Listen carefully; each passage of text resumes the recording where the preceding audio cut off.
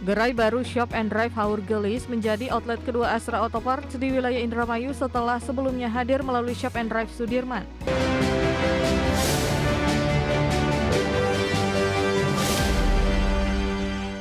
Pemirsa, emiten komponen otomotif PT Astra Auto Parts Tbk atau Auto terus memperluas jaringan retail aftermarket melalui pembukaan gerai baru Shop and Drive di Haur Gelis, Indramayu, Jawa Barat, di mana langkah ini menjadi bagian dari strategi perseroan untuk memperkuat bisnis perdagangan dan menjangkau pasar dengan pertumbuhan mobilitas kendaraan yang tinggi.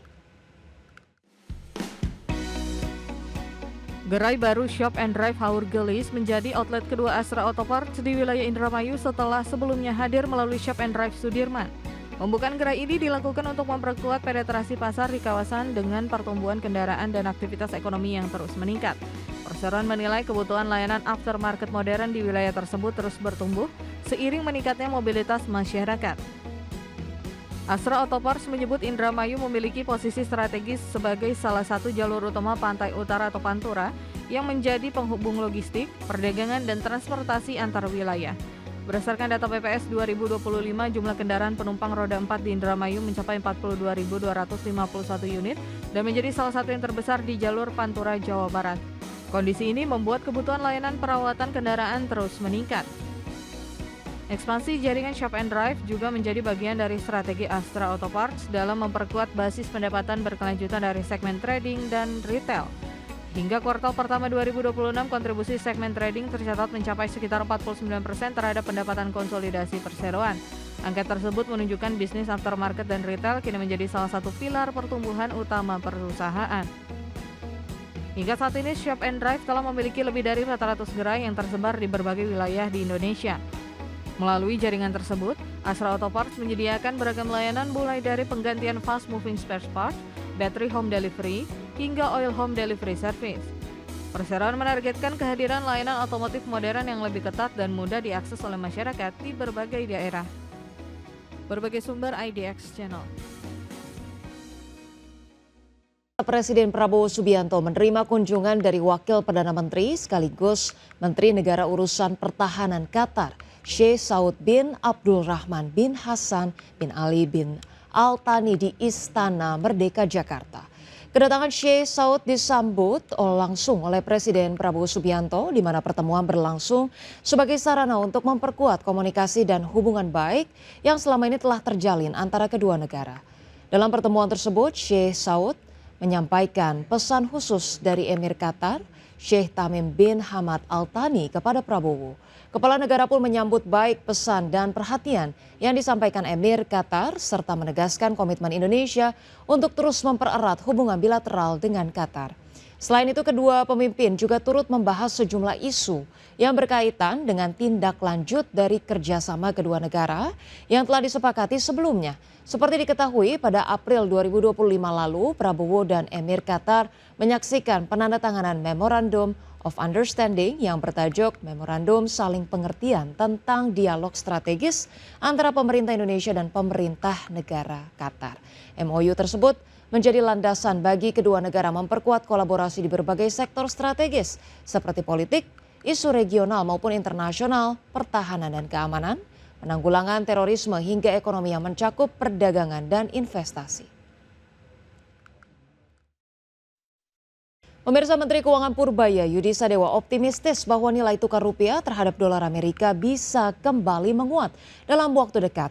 Kabar kemungkinan meredanya ketegangan geopolitik diharapkan dapat mengurangi tekanan terhadap mata uang Garuda. Pemerintah melalui Kementerian Keuangan optimistis nilai tukar rupiah terhadap dolar Amerika Serikat akan kembali menguat dalam waktu dekat. Seperti diketahui, rupiah sempat melemah hampir menyentuh level 18.000 per dolar Amerika Serikat. Meski demikian, Menteri Keuangan Purbaya Yudi Sadewa menegaskan kondisi APBN masih terjaga di tengah pelemahan rupiah. Purbaya menyebut fundamental ekonomi yang kuat akan mendorong penguatan nilai tukar. We have calculated the depreciation of the rupiah at the close to the current level, so my budget is still okay even the rupiah is weakening to the current level. And theoretically, when you have a strong economy, your currency eventually will strengthen also, right? Purbaya menambahkan Kementerian Keuangan juga mendukung Bank Indonesia melalui intervensi pasar obligasi untuk menjaga stabilitas dan menahan arus modal keluar. Dari Jakarta, Rizky Ihwal, Rizky Solehudin, IDX Channel. Pemirsa, Kementerian Energi dan Sumber Daya Mineral atau ESDM memastikan ketersediaan bahan bakar minyak atau BBM tetap aman untuk memenuhi kebutuhan nasional. Hal ini seiring dengan semakin melemahnya nilai tukar rupiah yang mencapai hampir Rp17.900 per dolar. Wakil Menteri ESDM Yulio Tanjung memastikan ketersediaan BBM nasional dalam kondisi aman di tengah melemahnya nilai tukar rupiah terhadap dolar Amerika. Pihaknya juga memastikan pemerintah tidak akan menaikkan harga BBM bersubsidi dengan memanfaatkan produksi dalam negeri. Adapun salah satu langkah yang ditempuh adalah mendorong pembelian crude oil dari kontraktor kontrak kerjasama yang beroperasi di Indonesia, baik perusahaan lokal maupun asing. Pemerintah juga telah menerbitkan Peraturan Presiden Nomor 26 Tahun 2026 yang memberikan kewenangan kepada Lemigas untuk melakukan impor minyak mentah. Kewenangan impor minyak mentah ini nantinya tidak akan menggantikan peran BUMN, melainkan melengkapi skema pengadaan yang selama ini dijalankan oleh Pertamina dan juga dengan membuka ruang bagi pengadaan melalui Badan Layanan Umum atau BLU di sektor energi. Kalau untuk ketersediaan BBM, ini kan kita ada indikator ketersediaan cadang operasional minimal. Ini cadangan minimal kita, cadangan yang ada saat ini jauh di atas cadangan minimal. Jadi ini ada beberapa, ini misalnya untuk Pertalite itu jauh di atas cadangan minimal, dan juga untuk solar CN48 itu juga di atas cadangan minimal, dan juga non subsidi pun itu yang kita amankan seperti CN51, Pertamax, dan juga Pertamax Turbo, ini cukup secara nasional. Selain mengandalkan pasokan dari luar negeri, pemerintah juga berupaya meningkatkan pemanfaatan produksi minyak mentah dalam negeri. Langkah ini diharapkan memperkuat ketahanan energi nasional, sekaligus menjaga ketersediaan pasokan minyak mentah di tengah dinamika pasar energi global. Jakarta, Ade Firmansyah, IDX Channel.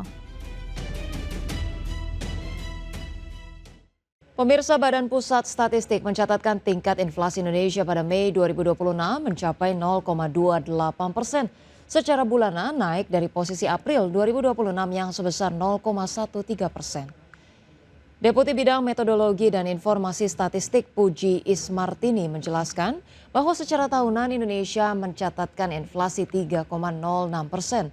Kelompok pengeluaran penyumbang terbesar adalah makanan, minuman, dan tembakau sebesar 0,39% dengan andil inflasi sebesar 0,12%.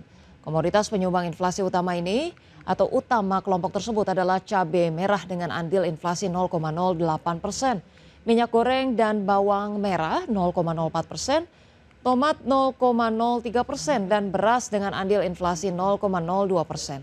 Adapun komoditas lain juga menyumbang terhadap inflasi antara lain bahan bakar rumah tangga 0,03%, bensin, dan tarif angkutan udara 0,02%. Berikutnya, pada Mei 2026 terjadi inflasi sebesar 0,28% secara bulanan atau mantuman, atau terjadi kenaikan indeks harga konsumen dari 111,09 pada April 2026 menjadi 111,40 pada Mei 2026. Secara tahun ke tahun atau YoY, terjadi inflasi sebesar 3,08%, dan secara tahun kalender atau year to date terjadi inflasi sebesar 1,35%. Kelompok pengeluaran penyumbang inflasi bulanan terbesar adalah kelompok makanan, minuman, dan tembakau dengan inflasi sebesar 0,39%, dan memberikan andil inflasi sebesar 0,12%. Kemudian komoditas yang dominan mendorong inflasi